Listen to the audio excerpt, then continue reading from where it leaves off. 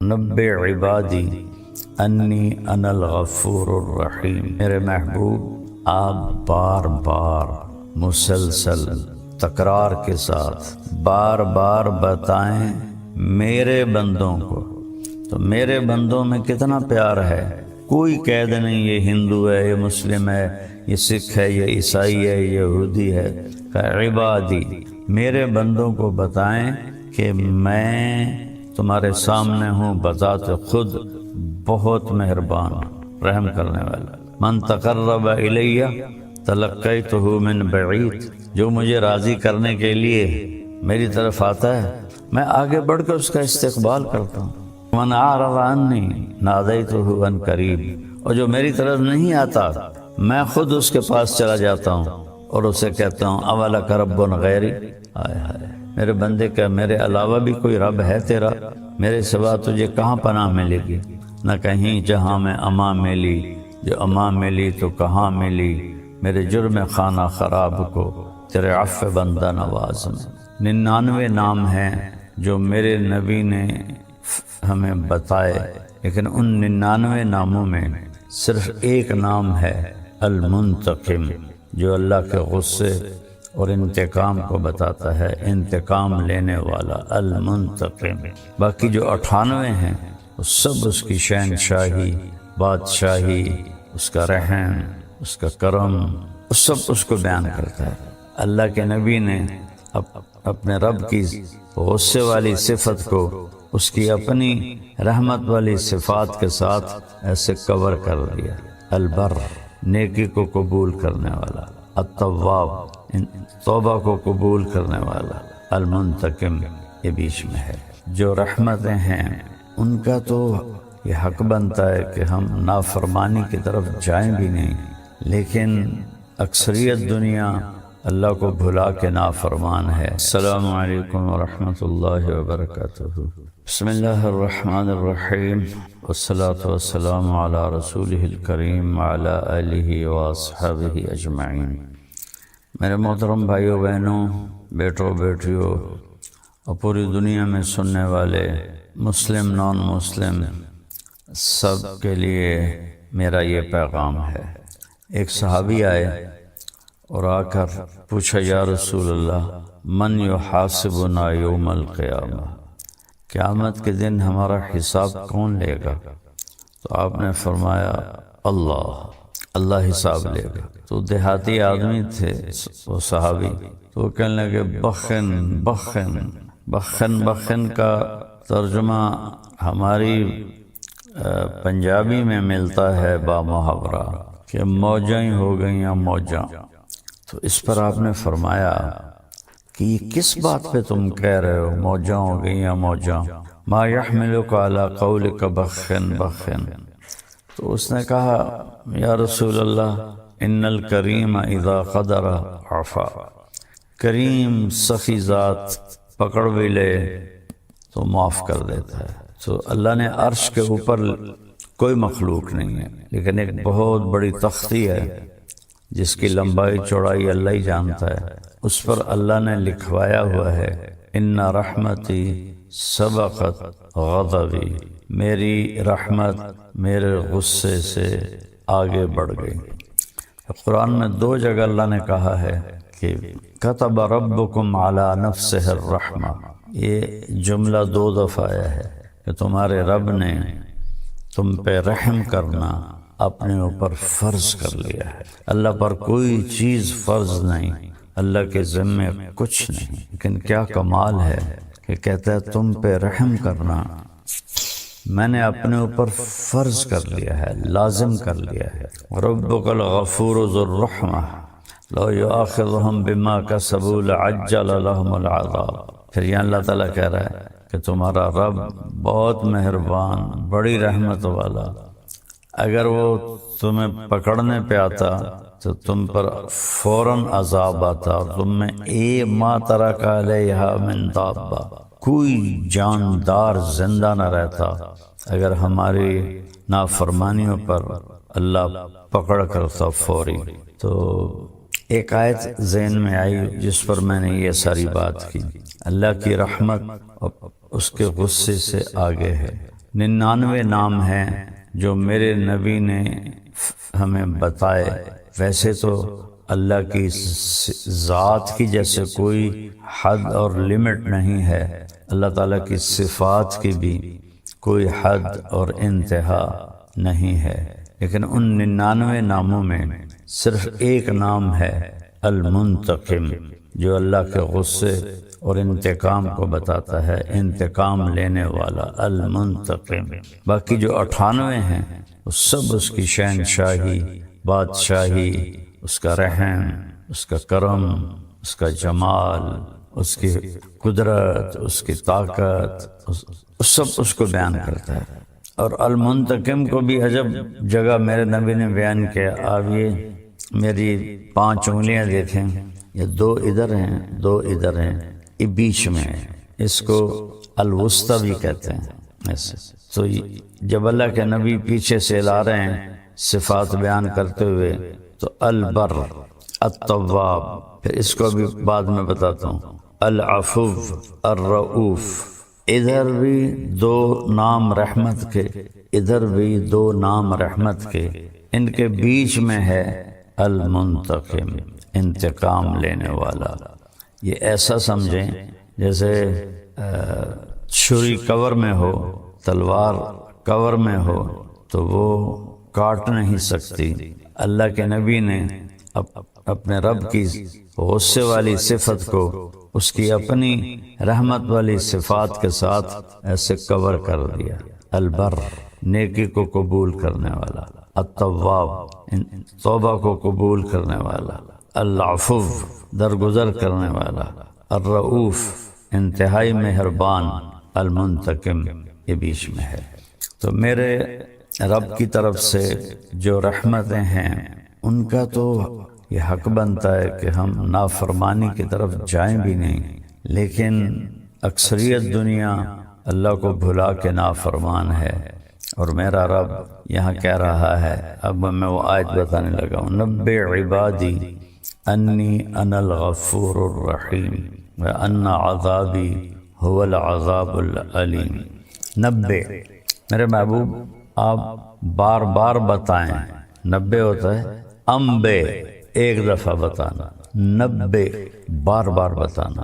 میرے محبوب آپ عبادی، میرے بندوں کو، کتنی محبت سے اللہ نے پکارا، میرے بندے، اور اس میں مسلم، غیر مسلم، اللہ نے سب کو اس میں جگہ دی ہے۔ عبادی، میرے محبوب آپ بار بار مسلسل تکرار کے ساتھ میرے بندوں کو بتائیں، عبادی، میرے بندے۔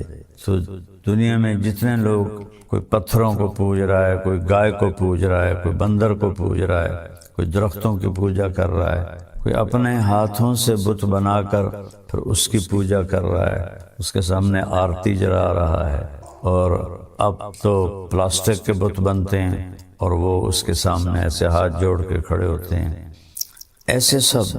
اور کوئی آج فیشن بن گیا ہے یہ کالج یونیورسٹیوں کے بچوں کا کہ میں تو ایتھیسٹ ہوں، میں تو کسی خدا کو نہیں مانتا۔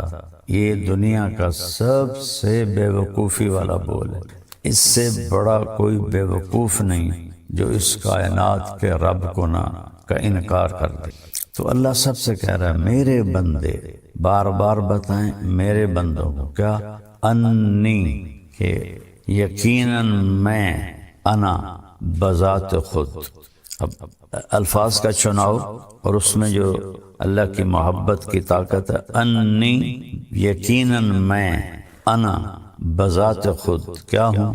الغفور ہوں، الرحیم ہوں، انتہائی معاف کرنے والا ہوں، انتہائی رحم کرنے والا ہوں۔ اچھا، اب بتا رہے ہیں وَأَنَّ عَذَابِي هُوَ الْعَذَابُ الْعَلِيمُ، اور میرا جو عذاب ہے وہ بھی بہت دردناک ہے۔ آیت کو بظاہر دیکھیں تو دونوں پلڑے برابر ہیں، خوشخبری کے بھی اور پکڑ کے بھی، لیکن دونوں میں ایسے فرق ہے کہ یہ جو پکڑ والا، سزا والا جملہ ہے ہلکا ہو کے ہوا میں اٹھ گیا ہے، اور یہ جو جملہ رحمت والا، بخشش والا، یہ وزن سے نیچے جھک گیا ہے۔ کیا کہتا ہے اللہ؟ وَأَنَّ عَذَابِي، اور میرا عذاب، هُوَ الْعَذَابُ الْعَلِيمُ، وہ عذاب بہت سخت ہے۔ پہلے ہم پیچھے جائیں۔ نبّئ عبادی، میرے بندوں کو بار بار بتائیں، میرے بندے عبادی، جو رب کو گالیاں نکالتے ہیں ان کو بھی اللہ کہہ رہا ہے میرے بندے، میں بذات خود معاف کرنے والا ہوں، رحم کرنے والا ہوں، اور میرا عذاب، وہاں ہے انی اور یہاں ہے عذابی، عذابی میرا عذاب، یہ دو الگ لفظ ہیں، ایک عذاب اور ایک یا، یہ تو ان کو مضاف اور مضاف الیہ کہتے ہیں، اور عربی قاعدہ یہ ہے کہ یہ دونوں الگ چیزیں ہیں۔ جیسے میں اردو میں کہتا ہوں میری کتاب، تو کتاب الگ چیز ہے، میں الگ چیز ہوں۔ میں کہتا ہوں میری ویسٹ کوٹ، تو ویسٹ کوٹ الگ چیز ہے اور میں الگ چیز ہوں۔ میرا گھر، ایک گھر اور ہے، میں اور ہوں۔ اور انی، میں بذات خود، انی انا، میں بذات خود، اور یہاں کہا میرا عذاب، یعنی عذاب اور ہے اور اللہ اور ہے، اللہ کی ذات الگ منفرد ہے، عذاب الگ منفرد ہے۔ پھر اگلا تو یہاں اس کو انتہائی ہلکا کر دیا، میرا عذاب، میں بذات خود، یقیناً میں بذات خود، اور یہاں میرا عذاب۔ پہلے تو یہاں یہ عذاب کو الگ کیا، اپنے آپ کو الگ کیا، پھر آگے کہا ہوا، میرا عذاب وہ جو تمہاری نظروں سے بھی دور ہے، تمہیں نظر ہی نہیں آ رہا۔ ادھر انی انا، میں بذات خود تمہارے سامنے ہو کر کہہ رہا ہوں مہربان ہوں، اور میرا عذاب وہ نظر نہیں آ رہا، وہ عذاب بڑا خطرناک ہے۔ تو مجھے کتنے لوگ علماء بھی کہتے ہیں کہ یہ تو لوگوں کو گناہوں پہ شہ دیتا ہے، اور کہتا ہے جتنی دفعہ مرضی توبہ ٹوٹ جائے توبہ کرو، اللہ معاف کر دیتا ہے، اور اللہ تعالیٰ کہ نافرمانی پر ابھارتا ہے۔ بھائی میں تو آپ کو قرآن سے بتا رہا ہوں، اللہ کے نبی کے فرمان سے بتا رہا ہوں کہ میرے رب نے رحمت کو کیسے بیان کیا اور اپنے غضب کو کیسے بیان کیا، دونوں کا وزن کر کے آپ کے سامنے رکھ دیا ہے۔ میرے نبی بار بار بتائیں میرے بندوں کو، تو میرے بندوں میں کتنا پیار ہے، کوئی قید نہیں یہ ہندو ہے، یہ مسلم ہے، یہ سکھ ہے، یہ عیسائی ہے، یہ یہودی ہے، کہ عبادی، میرے بندوں کو بتائیں کہ میں تمہارے سامنے ہوں بذات خود بہت مہربان، رحم کرنے والا۔ اور پھر اس کے بعد اب بتانا عذاب کو، وہاں 90 نہیں لائے، وہ 90 شروع میں لائے، ورنہ یہاں بھی 90 آتا، اور بار بار بتائیں میرے بندوں کو کہ میرا عذاب بڑا سخت ہے۔ یا اللہ کہتے کہ میں انی انا المنتقم القہار، اور میں بذات خود بڑا انتقام لینے والا ہوں اور بڑے قہر والا ہوں۔ سبحان اللہ، میرا عذاب، میں اور ہوں، عذاب اور ہے۔ پھر وہ اس کو دکھایا نہیں، وہاں انا، میں تمہارے سامنے، ہوا، وہ ہوا ہوتا ہے اس کے لیے جو سامنے نہ ہو، جو دیوار کے پیچھے ہے، یہ سارے بیٹھے ہوئے، یہ ہوا ان پہ نہیں آئے گا، ہوا آئے گا جو باہر بیٹھے ہوئے ہیں، تو اس کو اللہ نے اپنے ہماری نظروں سے دور کر دیا۔ هو العذاب العلیم، وہ بہت بڑا عذاب ہے۔ اور پھر میرا رب کہتا ہے کہ تم ما یفعل اللہ بعذابکم ان شکرتم وآمنتم، تمہیں عذاب دے کے مجھے کیا خوشی ہوگی، تم توبہ کر لو، شکر گزار بن جاؤ، تو میں تمہارا قدردان بھی ہوں، جاننے والا بھی ہوں۔ اور پھر میں کسی سے ناراض ہو جاتا ہوں، جب وہ مجھے منانے آتا ہے تو میں اس کا استقبال نہیں کرتا، میری پہلی کوشش ہوتی ہے کہ اس سے میری ملاقات ہی نہ ہو۔ میں اپنے ملازم سے کہتا ہوں ان سے کہو واپس چلے جائیں، وہ گھر پر نہیں ہیں، یا وہ ملنا ہی نہیں چاہتے، تو وہ منت کرتا ہے۔ واقعہ یاد آ گیا، غلام حیدر وائن مرحوم بڑا درویش وزیر اعلیٰ گزرا ہے، تو غریب سے گھر کا تھا، اور جس گھر میں زندگی گزاری ایک چھوٹا سا گھر تھا 2.5-3 مرلے کا، اسی میں وزارت اعلیٰ گزاری، اسی میں وہ بے گناہ شہید کر دیا گیا۔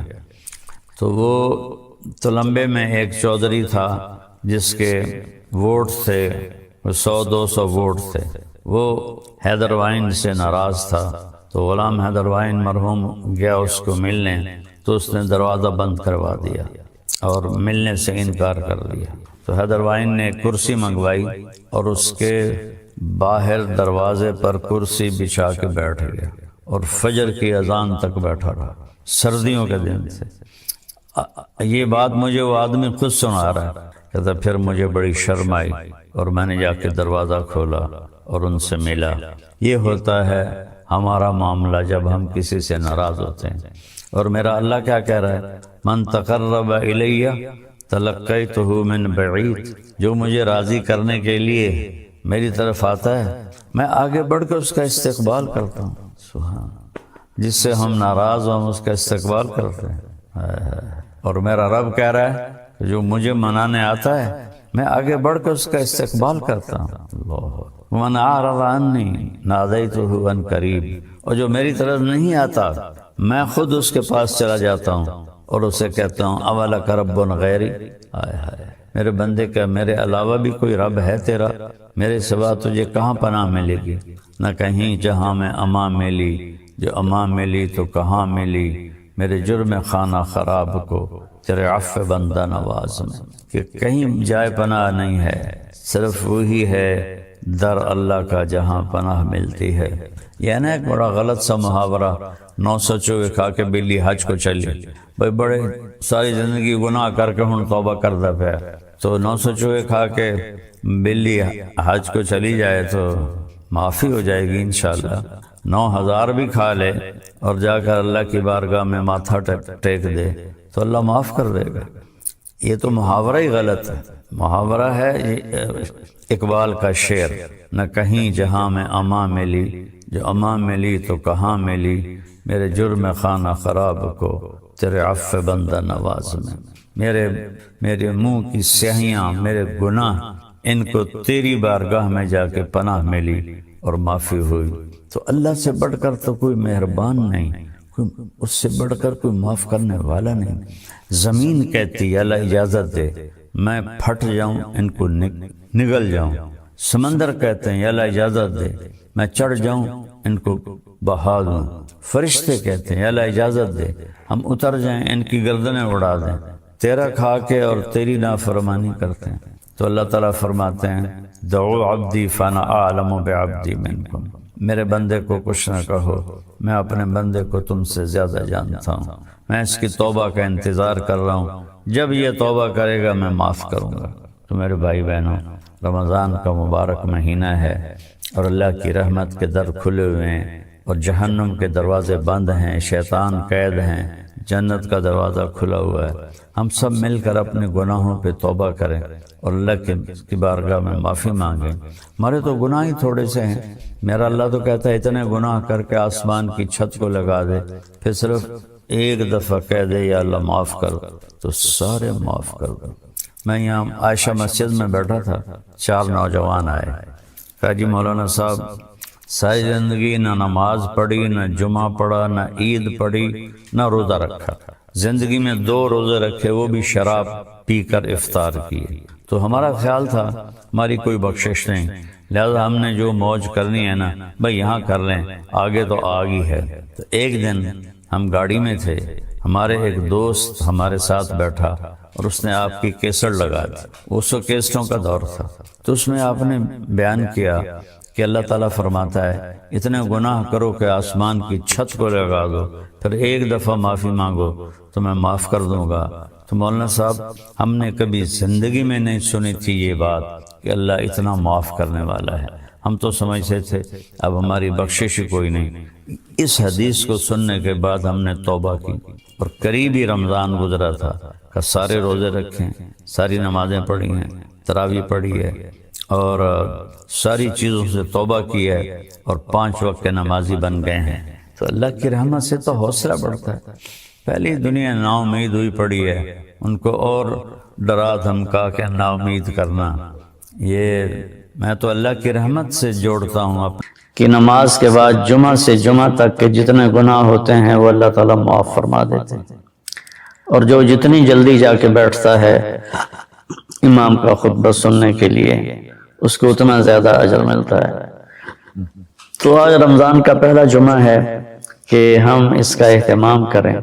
رمضان المبارک میں جنگ بدر ہوئی، 17 رمضان جمعے کا دن، اور اللہ نے قیامت کو بھی جو قائم کرنا ہے جمعے کا دن، تو ہر دن اللہ کی بارگاہ میں بابرکت ہوتا ہے اگر ہم اس میں اللہ کی مان کے چل رہے ہیں، اور رمضان شریف میں خاص طور پر، اور پھر جمعہ ہو تو خاص طور پر اس میں ہم اپنے عبادت کو بڑھائیں۔ درود شریف جمعے کے دن کا مبارک عمل ہے کثرت سے درود شریف پڑھنا، اور 300 دفعہ جو درود شریف پڑھ لیتا ہے وہ کثرت میں شمار ہو جاتا ہے، اوپر کی کوئی حد انتہا نہیں ہے۔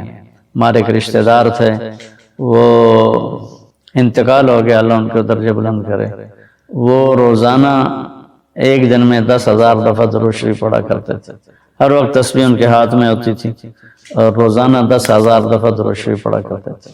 تو میرے بہن بھائیوں، میرے عزیزوں، اللہ تعالیٰ نے ہمیں ہر نماز کی بڑی اہمیت بتائی ہے، ہر نماز، لیکن خاص طور پر جمعے کی بڑی فضیلت ہے، اور جمعہ بھی رمضان المبارک کا ہو تو اور زیادہ وہ باعث برکت ہے، قابل رحمت ہے۔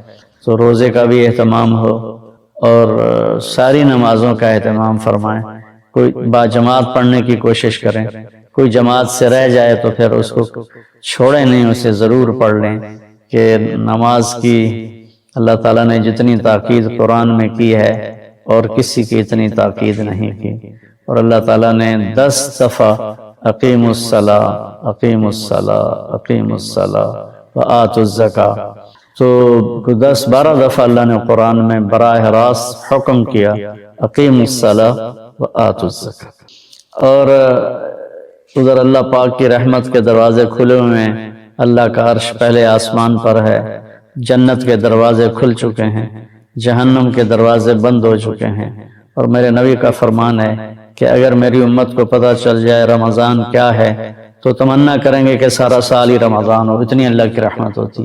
اللہ نے فضل فرمایا، صرف 1 مہینے کے لیے ہمیں اللہ تعالیٰ نے اس کا پابند کیا۔ تو میرے بھائی بہنوں، اس مہینے کو قیمتی بناؤ، کسی سے ہم لڑے ہوئے ہیں ہم صلح کر لیں، مرنے والے سے پوچھو کہ لڑائی کا کیا نقصان ہوتا ہے، مرنے والے سے پوچھو دنیا کی دوڑ کا کیا نقصان ہوتا ہے، مرنے والے سے پوچھو ماں باپ کی نافرمانی کا کیا انجام ہوتا ہے۔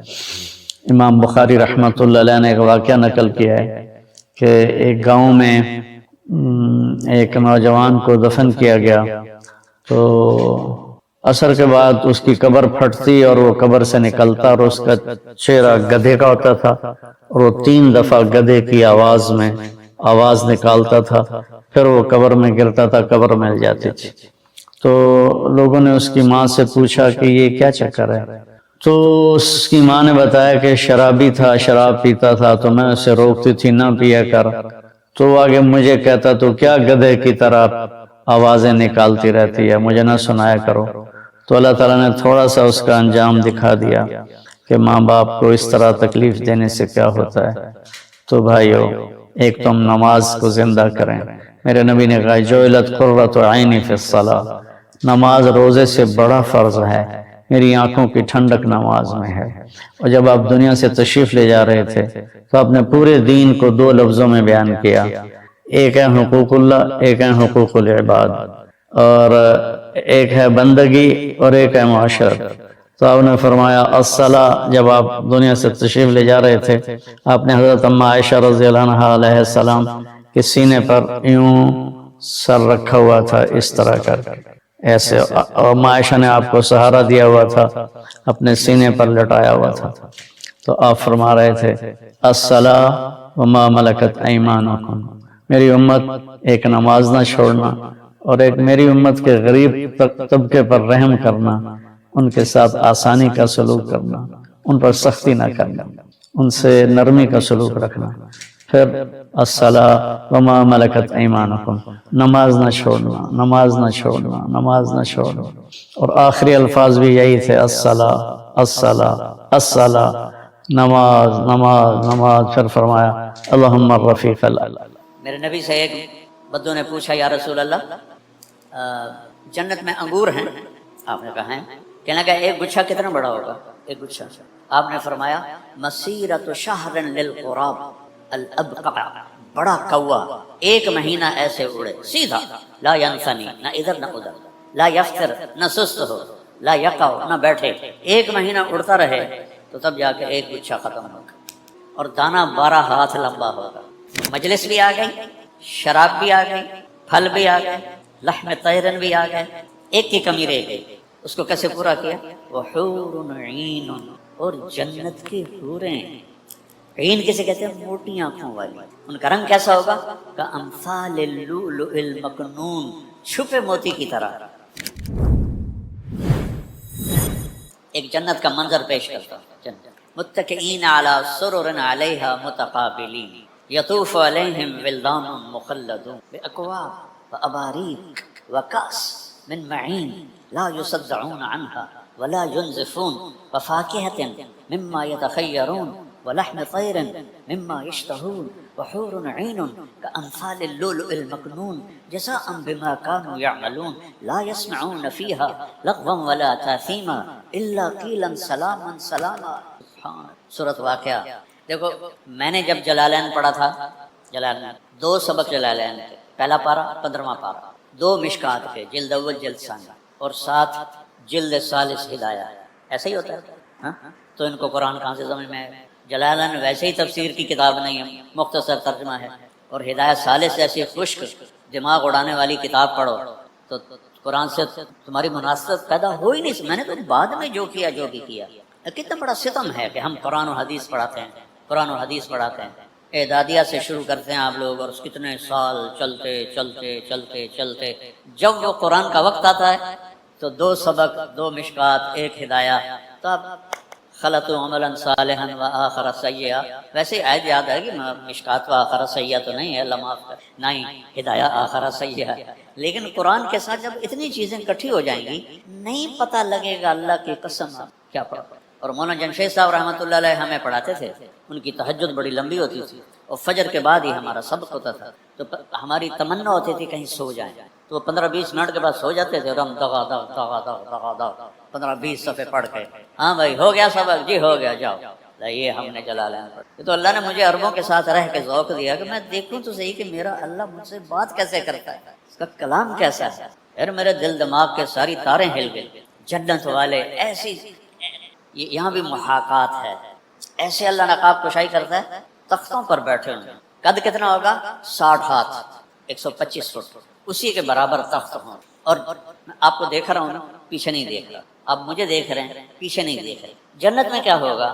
میں آگے دیکھ رہا ہوں تو مجھے پیچھے والے بھی نظر آئیں گے، آپ مجھے دیکھ رہے ہیں آپ کو پیچھے والے بھی نظر آئیں گے، اس طرح گول چکر میں ہوں گے تخت بچھے ہوئے، ہر ایک دوسرے کو دیکھ رہا ہو، ہر ایک دوسرے کو دیکھ رہا ہو۔ اس کی جنت کی حور اس کے سامنے آئے گی، چہرہ سامنے ہے، جب وہ پلٹ کے جائے گی تو بھی چہرہ سامنے رہے گا۔ اور یہاں چونکہ ایک زمانہ گزرا ہے دوسری راہوں میں بھی، تو وہ لڑکیوں کو گھنگرو پہنا کر، چال سکھا کر، کیسے چلنا ہے، کیسے یہ زمیندار کا دل موہنا ہے، یہ بڑے سیٹھ کا دل موہنا ہے، اس کی چال سکھائی جاتی تھی۔ یہ میری لایانی ہے، معاف کر دینا چونکہ میں اس سے گزرا ہوں۔ تو جنت کی حور جب ایک قدم رکھے گی 1,00,000 ناز و نخرے دکھائے گی، ایک قدم میں 1,00,000۔ اب ہونٹوں پہ مسکراہٹ کیوں ہے؟ جب وہ ایسے آئے گی تو چہرہ سامنے، جب وہ ایسے جائے گی تو چہرہ سامنے۔ اور میرے نبی نے کہا پتہ ہے بے ای بنان تو آتی ہے، ایسا لگتا ہے کہ میرے نبی کی بھی ایسا لگ رہا ہے جیسے جنت کے حور مجھے جام پکڑا رہی ہے، اللہ کی قسم۔ بے ای بنان تو آتی ہے، ارے تمہیں پتہ ہے کہ نہ ہاتھوں سے تمہیں وہ کاس پکڑائے گی۔ لو ان بنانا من بنانها بدا لغلب ضوءه ضوء الشمس كما يغلب ضوء الشمس ضوء النجوم، اس کی انگلی کا اتنا پورا بھی سورج کو دکھا دو تو سورج اس کے سامنے نظر نہیں آئے گا جیسے ابھی سورج کے سامنے ستارے نظر نہیں آ رہے، اتنا۔ تو ابن عباس فرماتے ہیں جب اس کا یہ حسن ہے چہرہ کیسا ہوتا ہے؟ تو یطوف علیہم ولدان مخلدون، مخلد کے 2 معنی ہیں، ایک جن کے کانوں میں موتی پروئے ہوئے ہوں انہیں مخلد کہتے ہیں، اور ایک ہمیشہ رہنے والے۔ کس؟ باکواب و اباریق و کاس من معین، یہ کاس ہے گلاس، اقواب جس کی مٹھ نیچے سے ہوتی ہے اور اوپر ویسے ہوتا ہے وہ ہے اقواب، اور اباریک چائے کے کپ کی طرح جس کی مٹھ ادھر لگی ہوتی ہے۔ تو تینوں طرح کے گلاس بھی حاضر ہے، اقواب بھی حاضر ہے، کاس بھی حاضر ہے، اباریک بھی حاضر ہے۔ کس چیز کے؟ من معین، معین کی شراب سے۔ یہ دیکھو مجھے، یہ تمہیں تری نظر آ رہی ہے؟ مولوی نعمان کو تو نظر آ رہی، تمہیں نہیں نظر آئے گی، بالکل ہے نا۔ یہ اتنی تری، اتنی یوں کرے باہر نکالے، آسمان پہ بیٹھ کے نیچے کر دے تو آسمان سے زمین تک خوشبو پھیل جائے۔ کیا چیز ہے؟ صرف اس کی بلل تری جو جن کو رب پلائے گا وہ کیسے ہوں گے؟ فاکہۃ مما یتخیرون۔ اچھا پھر ان کی صفت بتائی، لا یصدعون عنہا ولا نہ سر میں درد ہوگا نہ سر چکرائے گا، پھلائیں گے۔ میرے نبی سے ایک بدو نے پوچھا یا رسول اللہ جنت میں انگور ہیں؟ آپ نے کہا ہے۔ کہنے لگا ایک گچھا کتنا بڑا ہوگا؟ ایک گچھا، آپ نے فرمایا مسیرۃ شہر للغراب الابقع، بڑا کوا ایک مہینہ ایسے اڑے سیدھا، لا ینثنی، نہ ادھر نہ ادھر، لا یفتر، نہ سست ہو، لا یقع، نہ بیٹھے، ایک مہینہ اڑتا رہے تو تب جا کے ایک گچھا ختم ہوگا، اور دانہ 12 ہاتھ لمبا ہوگا۔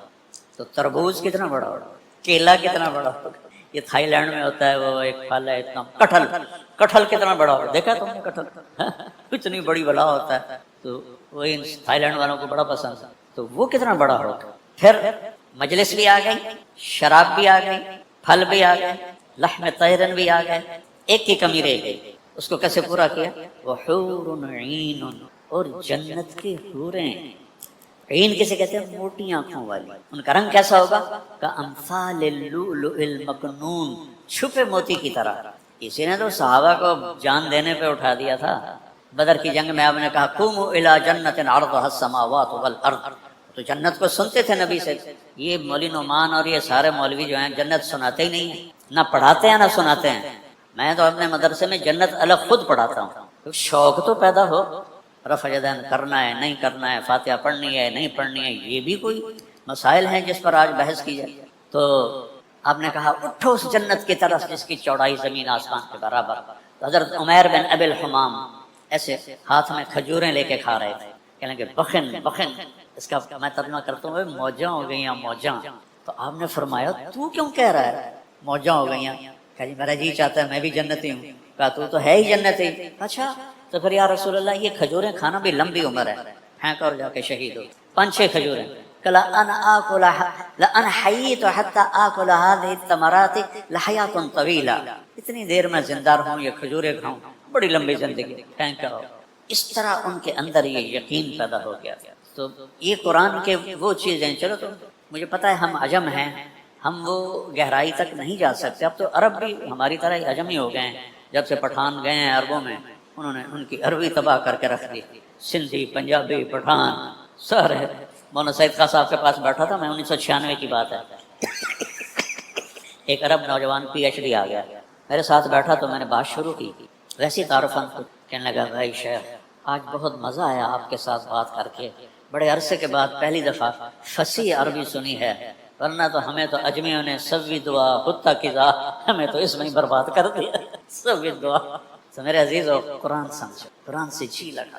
یہ میں واقعہ سنا کے بس کرتا ہوں۔ آپ کو پتہ ہے کہ 7 معلقہ لٹکے ہوئے تھے بیت اللہ میں، 7 عرب شعراء کا کلام، کہ پتہ نہیں چلتا تھا کہ کون سب سے بہتر ہے۔ قدر بہتری کی طرف گئے ہیں عربی کے علماء امر القیس کے قصیدے کے لیے۔ جب قرآن اترنا شروع ہوا تو سب نے وہ قصیدے اتار دیے۔ امر القیس تو مر چکا تھا، اس کی بہن زندہ تھی، اس سے بھی کہا قریش نے دیکھتی نہیں ہے محمد کا کلام، اتار دے۔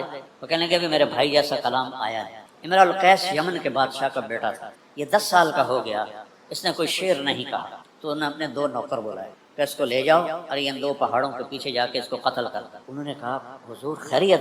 کہا یہ میرا نطفہ نہیں ہے، یہ 10 سال کا ہو گیا، اس نے شعر نہیں کہا، میرا ہوتا تو یہ شعر کہتا۔ انہوں لے کے ٹور پر، انہوں کی پتہ کدھر جا رہے ہیں، جب وہ ان 2 پہاڑیوں کے پیچھے گئے انہوں نے تلواریں نکالی، انہوں نے کہا ماں 10 سال کیا ہوا، کیوں؟ کہ تیرے باپ نے کہا تجھے قتل کر دو۔ وہ امر القیس کہنے لگا کس لیے؟ کہ وہ یہ کہہ رہا ہے کہ 10 سال کا ہو گیا شعر نہیں کہا، تو میرا نہیں لگتا۔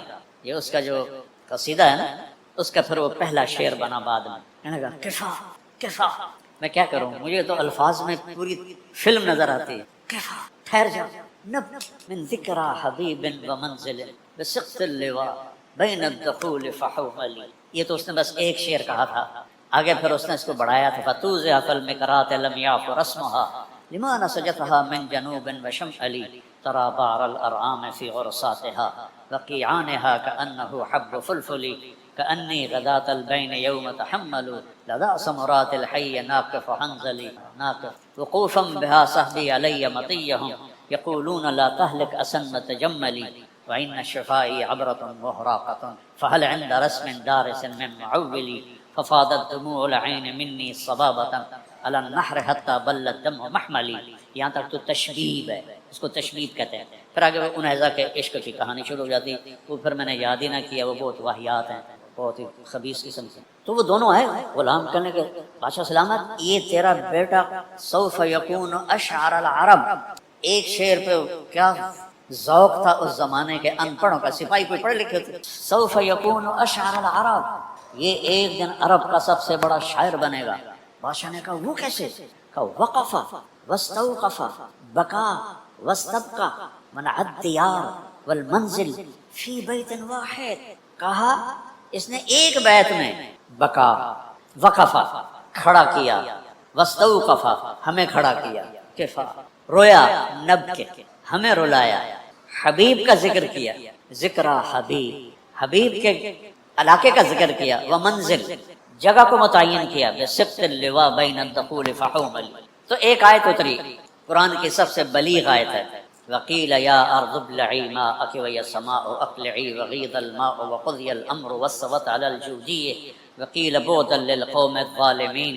19 الفاظ ہیں اور 21 اقسام بلاغت. ڈھونڈ ڈھونڈ کے ایک تفسیر مجھے ملی مدینہ منورہ کی جو مسجد ہے اس میں. جب میں ریونڈ کے بزرگوں کے ساتھ جاتا تھا حج پر، تو مہینہ ہم وہاں رہتے تھے مدینے میں. تو وہ صبح سارے سوئے ہوتے تھے، میں جا کے مسجد چلا جاتا، وہ کتابیں کھنگالتا رہتا تھا. تو مجھے وہ ایک تفسیر میں وہ سارے مل گئی چیزیں.